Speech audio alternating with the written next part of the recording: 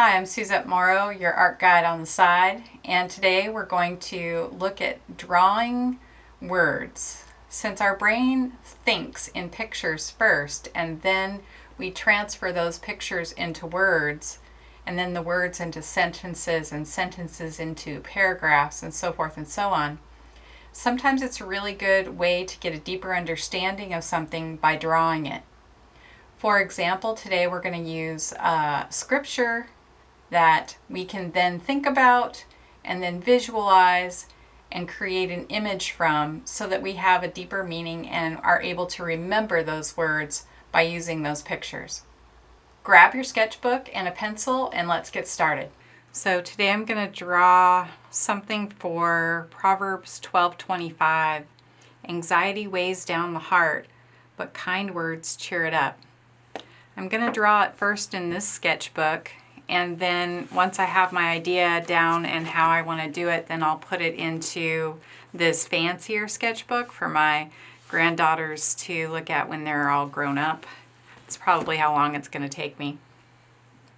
So with this one, I want to think of something for anxiety weighs down. And we know what we're talking about, the heart, and that good words cheer it up. So I think I'm probably going to do something that's diagonal, or this will be the weighed down and this will be the cheered up area. And maybe have two figures, one that's bending over.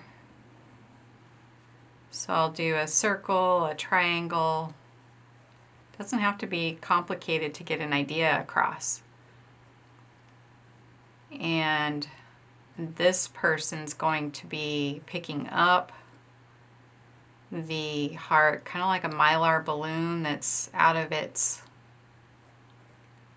let's make it upside down.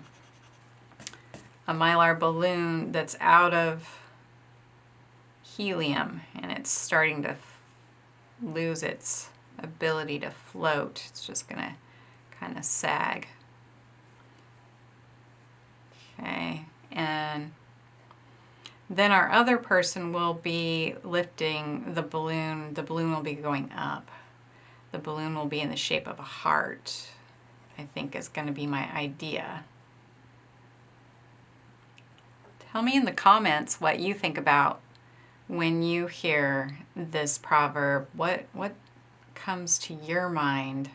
That's what's so cool about art, is that everybody gets different ideas from the same thing, and it's really fun to get ideas of from what other people think of. We've done this at church, and people always come up with lots of different ideas of what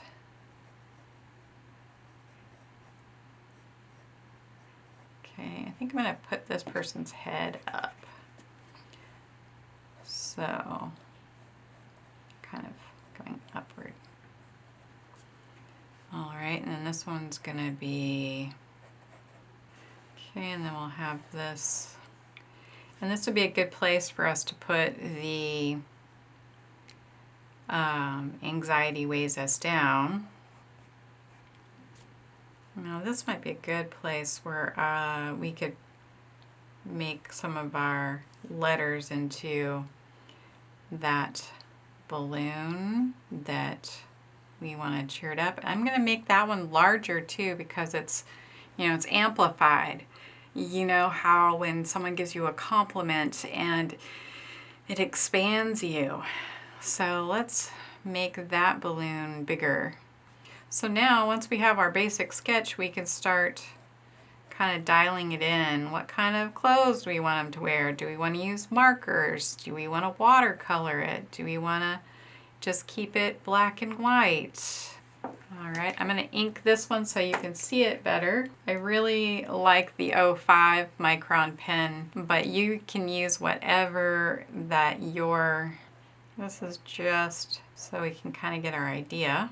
And so you can see it, and then I'll put it in the green book. One is deflated, our diagonal. I'm going to switch to my size 1 for the lettering. Here's another variation of it as well that I was thinking about, where this person's reaching over a cliff, and then those people are then holding up or bending over. So from those variations, let's start it in the green book.